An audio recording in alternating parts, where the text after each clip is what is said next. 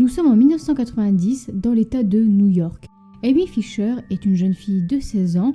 Elle vit avec ses parents Elliot et Roseanne Fisher et elle est étudiante à la John Kennedy High School dans la ville de Belmore. C'est une adolescente tout à fait normale jusqu'au jour où elle fera la rencontre de Joey Buttafuoco. Et cette rencontre fera basculer de nombreuses vies. Comment Amy et Joey se sont rencontrés? Eh bien un jour, fin 1990, Amy, accompagnée de son père, vont déposer la voiture de celui-ci, une Cadillac, dans un garage car la voiture a besoin de réparation. Ils se rendent donc chez un réparateur qui se nomme Joey Buttafuoco. Joey Buttafuoco est donc mécanicien dans un garage automobile et il est âgé au moment des faits de 35 ans. C'est la première fois qu'Amy et Joey se rencontrent et Amy semble avoir eu un coup de foudre envers Joey car à plusieurs reprises elle endommagera sa propre voiture, une Dodge Daytona que ses parents lui ont offert pour son anniversaire. Elle endommagera sa propre voiture pour retourner au garage afin de voir Joey. Elle fera donc exprès de créer des problèmes, des accidents à sa voiture dans le seul but de pouvoir voir Joey. Au final, ils se reverront plusieurs fois, ils se rapprocheront, ils discuteront ensemble et une affinité se créera. Et ça sera en 1991 qu'ils débuteront et officialiseront une relation amoureuse. Rappelons malgré tout que Amy est âgée de 16 ans et Joey de 35 ans, mais surtout que Joey est à ce moment-là marié à Mary-Jo Buttafuoco. Mary-Jo et Joey se sont rencontrés au lycée et ils vivent à Massapequa. Et ensemble, ils ont une petite fille de 9 ans du nom de Jessica et un garçon de 12 ans du nom de Paul. Amy et Joey entameront donc une liaison. Et cette liaison durera plusieurs mois. Durant ces mois, ils se verront, auront des relations sexuelles. Ils se retrouveront notamment dans des hôtels, mais aussi dans le bureau de Joey et dans le bateau de Joey. Mais cette relation tournera d'une drôle de façon lorsqu'en août 1991, Amy dira à Joey qu'elle a besoin d'argent. Je ne sais pas pourquoi, mais c'est une adolescente, donc probablement pour des vêtements, pour du maquillage, pour des sorties. Aucune idée, en tout cas elle a besoin d'argent et Joey lui suggère alors de travailler dans une agence d'escorte. J'ai trouvé ça incroyable quand j'ai lu ça, un peu malsain de proposer ça à une fille de 16 ans, mais en tout cas apparemment il lui aurait proposé ça, il lui aurait conseillé de travailler dans une agence d'escorte, ce qu'elle a fait et elle finira même par se prostituer. Car être escorte ne demande pas forcément d'avoir des relations sexuelles, mais Amy finira par se prostituer. Et il existerait une bande vidéo qui prouverait, qui montrerait Amy en train de se prostituer. Un client l'aurait en fait filmé.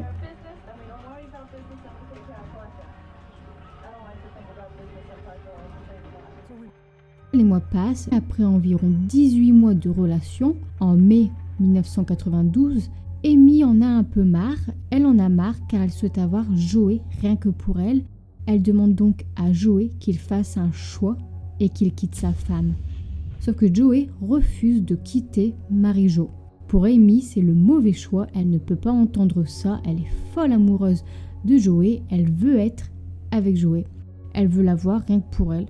Sauf qu'il y a sa femme Mary-Jo et elle la considère alors comme sa rivale. Elle est complètement jalouse et elle commence alors à rentrer dans un autre état d'esprit et elle décide alors d'éliminer sa rivale Mary-Jo. Elle veut se débarrasser concrètement de la femme, de l'homme qu'elle aime. Amy décide alors d'engager quelqu'un pour tuer, pour éliminer Mary-Jo. Elle va alors aller voir un de ses camarades de classe du nom de Christopher Drello qui a alors 18 ans. Elle lui offre de l'argent ainsi qu'une relation sexuelle en échange qu'il tue ou du moins qu'il apporte son aide à Amy pour tuer Mary-Jo. Mais au final, Christopher s'est désisté, il s'est désisté à s'embarquer dans cette affaire et à être complice d'un meurtre. Cependant, il n'a pas voulu laisser Amy comme ça, il l'a alors emmenée dans un restaurant et il l'a présentée à Steven Sliman qui a 20 ans et qui est serveur. Et qui apparemment, lui, pourrait l'aider à se débarrasser de Mary-Jo. Steven a accepté de l'aider, Amy a dit qu'elle le paierait avec du sexe et elle lui a donné également $600. Steven a commencé par surveiller la maison des Buttafuoco afin de voir la routine de Marie-Jo, voir ses allées-venues, son quotidien. À la fin, Steven et Amy ont élaboré un plan pour tuer Marie-Jo, mais Steven s'est également désisté. Il ne peut pas tuer, il ne peut pas le faire. À la fin, il dira qu'Amy parlait énormément de Joey, ce qui veut dire en fait qu'elle était complètement amoureuse, mais aussi complètement déterminée dans son plan. Steven ajoutera qu'Amy est une psychopathe. Au final, comme 2 personnes se sont désistées pour tuer Marie-Jo, Amy a décidé de la tuer elle-même. Pour la tuer, elle avait besoin d'une arme, mais aussi d'un chauffeur pour la conduire chez Marie-Jo, mais aussi pour repartir après l'acte. Elle fit alors la rencontre de Peter Guaganti, qui a 21 ans et qui est un employé d'un magasin de pièces automobiles à Brooklyn, et Peter l'aidera dans son plan. Il lui vendra une arme pour $800, et cette fois Amy n'a pas payé Peter en sexe comme les 2 autres, mais Peter avouera qu'il espérait avoir une relation sexuelle en échange. Nous sommes maintenant le 19 mai 1992, soit le jour du drame. Le 19 mai 1992, après 11 heures, Peter conduit Amy chez le domicile des Buttafuoco. Une fois arrivé au domicile, Peter attend dans sa voiture et Amy, elle, sort de la voiture et se présente devant la porte, une arme sur elle. Elle sonne et lorsque Marie-Jo ouvre la porte, Amy se présente à elle en se faisant passer pour sa sœur. Oui, elle ne dit pas qu'elle est Amy, mais elle se fait passer pour sa sœur. Elle dit alors à Marie-Jo que Joey la trompe avec sa sœur cadette Amy, de 16 ans. Marie-Jo ne semble pas trop la croire, elle ne semble pas croire cette jeune fille. Alors, comme preuve, Amy sort un t-shirt que Joey lui a donné. Un t-shirt avec le nom de l'entreprise dessus, le nom du garage automobile de Joey. Elle a dit qu'elle avait trouvé ce t-shirt sur le lit de sa sœur. Marie-Jo ne semble toujours pas croire Amy, car elle a dit que ce t-shirt, Joey le donnait à beaucoup de clients. En tout, l'échange entre Amy et Marie-Jo durera environ 15 minutes. Marie-Jo décide finalement de rentrer chez elle pour aller voir Joey, pour l'appeler par rapport à ça, et c'est à ce moment-là, au moment où Marie-Jo tourne le dos pour rentrer, qu'Amy sort son arme, tape 2 fois à l'arrière de la tête de Marie-Jo avec son arme, puis lui tire dessus. Elle lui tire une balle dans la tête et elle s'enfuit. Elle laisse Marie-Jo et s'enfuit en courant et repart avec Peter dans sa voiture. Les voisins ont entendu le coup de feu et ils ont appelé le 911. Marie-Jo a ensuite été emmenée d'urgence à l'hôpital par hélicoptère. Elle a été opérée toute la nuit au centre médical du comté de Nassau et elle survivra à cette terrible attaque, même si la balle a sectionné l'artère carotide de son cou, a déchiré son tympan droit et la laissera partiellement défigurée et elle restera aussi sourde d'une oreille. Par contre, les médecins n'ont pas pu lui retirer la balle, elle est trop dangereuse à retirer et il pourrait donc y avoir des complications. Marie-Jo vivra donc avec cette balle en elle. Le lendemain, après s'être réveillée et après 8 heures d'opération, la police est là et Marie-Jo leur donne une description de la personne qui l'a attaquée. Elle dit que son agresseuse est une jeune fille aux longs cheveux auburn et qu'elle portait un t-shirt du garage automobile de son mari. C'est alors que Joey, qui était aussi présent aux côtés de sa femme, a compris de qui il s'agissait et a avoué qu'il pensait que c'était Amy qui avait tiré sur sa femme. Les policiers prennent en compte ses dires, ils remontent rapidement vers Amy et Amy a été retrouvée et arrêtée et elle a rapidement avoué avoir tiré sur Marie-Jo, elle n'a pas trop cherché à nier. Cette affaire a commencé à se répandre dans tout le pays, Amy a attiré l'attention de toute la nation et a même fait la une des journaux partout dans le monde. Sa caution s'est élevée à 2 millions de dollars. Et comme sa caution est particulièrement élevée, son avocat Eric Neburg a profité de l'engouement qu'il y a autour de cette affaire et a fait une annonce qui a choqué et stupéfait tout le monde. Il a proposé de vendre des droits exclusifs de l'histoire d'Amy à quiconque qui accepterait de verser la caution. Il a reçu plus d'une douzaine d'offres en une journée et il a avoué utiliser toute la publicité qui entoure cette affaire pour défendre sa cliente et recevoir l'argent pour la caution. La famille Fisher s'est alors vue offrir 80 000 $ pour les droits de son histoire et a accepté l'argent pour la caution. Et apparemment, Amy aurait aussi eu une liaison avec son avocat. Maintenant, nous allons rapidement voir ce qui a été dit lors du procès.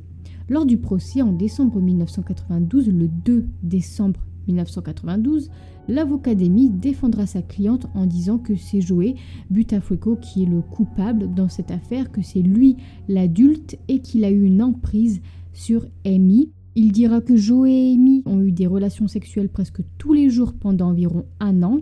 L'avocat dira même que c'est Joey qui a fourni l'arme à Amy, mais ça par contre on sait bien que ce n'est pas Joey, mais que c'est Peter Guagenti, car Peter avouera et Amy avouera aussi que c'est faux, que ce n'est pas Joey. L'avocat affirmera également que Joey était le proxénète d'Amy, que c'est lui qui a mis Amy dans la prostitution pour ses propres fins. D'ailleurs, un lien a été trouvé entre Joey et la prostitution qui peut donc prouver que c'est bien lui, que c'est lui qui a lancé Amy là-dedans. Eh bien en fait c'est un journal, le Daily News, qui a interviewé les propriétaires de 2 services d'escorte et ils ont déclaré que Joey avait recruté des jeunes femmes pour travailler pour Abba Escort et que Joey était connu sous le nom de Joey Coco Pops parce qu'il fournissait de la cocaïne aux prostituées et à leurs clients. Concernant la position de Joey lors du procès, alors d'abord lui il niera avoir une liaison avec Amy. Amy a alors témoigné contre lui au tribunal en disant qu'ils avaient bien eu des relations sexuelles. Des reçus d'hôtel ont été entre autres présentés. Joey niera aussi toutes les accusations sur lui et la prostitution, mais il admettra avoir eu des problèmes de toxicomanie, mais qu'il est guéri de ça depuis 3 ans. Joey finira par plaider coupable, il finira par avouer avoir eu des relations sexuelles avec Amy et il a également avoué connaître son âge lors de leur rencontre. Joey a donc été condamné pour viol statutaire en octobre 1993, comme Amy était âgée de 16 ans au moment des faits et que l'âge légal de consentement à New York est de 17 ans. Joey purgera une peine de 4 mois de prison. Quant à Amy, elle a été reconnue coupable de plusieurs chefs d'accusation et elle a plaidé coupable de voies de faits graves et elle a été condamnée, elle, à 15 ans de prison. Elle a effectué sa peine au centre correctionnel d'Albion à New York, mais elle a fait seulement 7 ans de prison sur les 15 ans, car à la fin, le juge a réduit sa peine à 10 ans. Amy a été remise en libération conditionnelle en mai 1999. Si elle a été libérée sous conditionnelle, c'est en partie grâce à Marie-Jo, car en prison, Amy a écrit à Marie-Jo pour s'excuser. Marie-Jo a alors décidé de comparaître à son audience de libération conditionnelle et grâce à son témoignage, Amy a pu sortir plus tôt en 1999. Concernant Peter Guagenti, celui qui a vendu l'arme à Amy mais aussi celui qui l'a conduit et l'a aidé à s'échapper, il a également été arrêté et condamné à 6 mois de prison. Que sont maintenant devenus Amy Fisher ainsi que Joey et Marie-Jo Buttafuoco? Que sont-ils aujourd'hui? Concernant Joey et Marie-Jo Buttafuoco, ils sont apparus dans de nombreuses émissions de télévision, car comme je vous le disais, cette affaire a vraiment eu une grande ampleur. Il y a eu de nombreuses émissions, de nombreux films sur cette affaire, de nombreux livres. Marie-Jo et Joey ont fini par divorcer en 2003, soit 9 ans après les faits, car ils ont malgré tout essayé de continuer leur relation après cette affaire, mais après 9 ans à tenter de se reconstruire, ils ont décidé de tout arrêter. À vrai dire, c'est Marie-Jo qui a quitté Joey. Après l'avoir donc quitté, Marie-Jo a continué à apparaître dans diverses émissions de télévision. En 2009, elle a sorti un livre qui a atterri sur la liste des best-sellers du New York Times. Ensuite, comme vous le savez, Marie-Jo est sourde d'une oreille, mais elle a surtout souffert de nombreuses années de paralysie faciale. Elle était paralysée d'un côté de son visage et à cause de cette paralysie, elle n'avait plus confiance en elle. Elle n'arrivait plus à se regarder dans un miroir, mais surtout, elle n'arrivait plus à sourire. Comme c'était paralysée, elle n'avait pas la possibilité de sourire. Marie-Jo a donc décidé de subir une intervention chirurgicale pour réparer son visage. Un chirurgien a donc réparé certaines des connexions nerveuses de son visage. Elle peut désormais aujourd'hui sourire.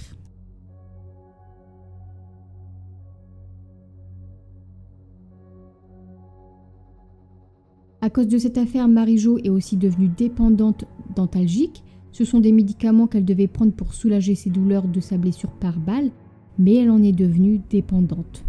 Elle est alors allée au centre Betty Ford pour soigner cette dépendance à la drogue, et ce centre a pu lui apporter bien plus que ça, car ce centre lui a permis de réfléchir, de prendre du recul, d'essayer de passer à autre chose, car en fait, Amy était toujours présente dans sa tête depuis ces nombreuses années et clairement ça l'a bouffée. Donc elle a entamé tout un processus pour avancer et à ce centre, elle a donc appris à se détacher de ça, à avancer mais aussi à pardonner. Aujourd'hui et depuis 2006, Mary-Jo est mariée à Stu Tendler. Elle aurait 65 ans et ils se sentiraient mieux à l'intérieur comme à l'extérieur. Concernant Joey Buttafuoco, en 1995, il a été arrêté car il est allé solliciter une prostituée. En fait, c'était un policier qui se faisait passer pour une prostituée, alors il s'est fait arrêter. Ensuite, il a été condamné à 1 an de prison et à 5 ans de probation en mars 2004 après avoir plaidé coupable pour fraude à l'assurance. Il a également purgé 3 mois pour possession illégale de munitions en 2007. Après avoir divorcé de Mary-Jo en 2005, il s'est marié à une femme du nom d'Evanka Franchko et il a également fait plusieurs apparitions à la télévision. Concernant Amy Fisher, elle aurait aujourd'hui 46 ans. Il y a eu pas mal d'affaires autour d'elle durant son parcours depuis cette affaire. Pendant son incarcération, elle a affirmé qu'elle avait été violée par un gardien de prison et elle avait intenté une action en justice de 220 millions de dollars, mais l'affaire fut classée. Une fois sortie de prison en 1999, elle est retournée vivre à Long Island. D'ailleurs, depuis cette affaire, Amy Fisher est connue sous le nom de la Long Island Lolita et elle est aussi devenue chroniqueuse pour le Long Island Press. Elle est également apparue dans de nombreuses émissions de télévision, elle a écrit un livre, elle a rédigé son autobiographie. Elle est aussi apparue plusieurs fois dans des films pour adultes. Elle a débuté une carrière en fait dans la pornographie et elle a fait plusieurs films pour adultes. Elle a aussi fait une émission de télé-réalité en 2011 et elle a également eu des problèmes d'alcool et de drogue. En 2003, elle a épousé Louis Bellera avec qui elle a eu 3 enfants. En 2015, Amy et Louis ont divorcé. C'est Louis qui aurait demandé le divorce et une fois séparés, Louis Bellera aurait vendu une de leurs sextapes privées à Red Light District Video. Alors c'est très grave de salir la personne une fois séparée, on est d'accord, mais écoutez bien. Apparemment Amy aurait tenté de bloquer la sortie de la vidéo, mais par la suite elle aurait finalement accepté de signer la sortie de la vidéo, donc pour avoir des droits sur la sextape et donc de l'argent. Puis vous avez dû remarquer qu'Amy ne semble pas totalement honnête. Avec son ex-mari Louis, une fois elle a raconté que c'était lui qui l'avait poussée dans ce monde, dans le monde de la pornographie, que c'était l'idée de son mari. Elle dira qu'elle n'a jamais été heureuse à le faire et que parfois Louis s'asseyait, la regardait, même quand elle pleurait. Alors son ex-mari, lui, il a nié toutes ces allégations. Et une autre fois, Amy dira finalement qu'elle a une fascination pour ce monde-là, pour le monde de la pornographie. Elle dira que c'est cool, que c'est une industrie indulgente, que tout le monde est gentil et qu'elle passe un bon moment. Puis des années plus tard, elle dira finalement qu'elle a fait des films pour adultes car elle n'avait pas d'autre choix, elle n'avait rien d'autre, elle n'avait pas d'autre emploi, elle ne savait pas quoi faire. Donc bon, c'est assez contradictoire. Amy aurait aussi changé de prénom et s'appellerait Liz, probablement pour s'éloigner de cette affaire. Alors ce qu'il faut également savoir et ce que je trouve incroyable, c'est qu'Amy ne semble avoir eu aucun remords envers Mary-Jo et que des années plus tard, elle la méprise toujours. Amy aurait dit qu'elle n'avait aucune sympathie pour Mary-Jo et elle aurait déclaré lors d'une interview en 2008 à Fox News « Le fait que Mary-Jo ait une balle dans la tête ne veut rien dire, j'ai encore du silicone dans mes seins et tu ne m'entends pas me plaindre, elle ne peut pas sentir sa balle et je ne sens pas ma silicone. » C'est dégueulasse, affligeant, c'est normal après ça que Mary-Jo ait du mal à s'en sortir quand vous entendez ça. Elle n'aura jamais d'excuses malheureusement. Amy et Joey, eux, se seraient revus des années plus tard. Ils ont parlé de présenter une émission de télé-réalité sur eux deux. Alors c'est incroyable de vouloir faire un business sur cette triste affaire au lieu de faire profil bas et de tenter de commencer une nouvelle vie. Ils se mettent plutôt en avant. Alors c'est terminé pour cette affaire. C'est une affaire qui a captivé toute une nation au début des années 90. Alors personnellement, je trouve que Joey et Amy, entre guillemets, ils n'ont pas été assez punis. Amy n'a eu que 7 ans de prison et Joey 4 mois, alors que Mary-Jo, la principale victime, alors elle me fait beaucoup de peine, elle pourra jamais se défaire de cette histoire. Elle a été paralysée de son visage, elle est sourde d'une oreille, elle a dû travailler sur elle-même pendant des années. C'est une histoire qui la quittera jamais. Alors j'espère que cette vidéo vous a plu, j'attends vos retours en commentaire et je vous dis à la fois prochaine pour une nouvelle vidéo.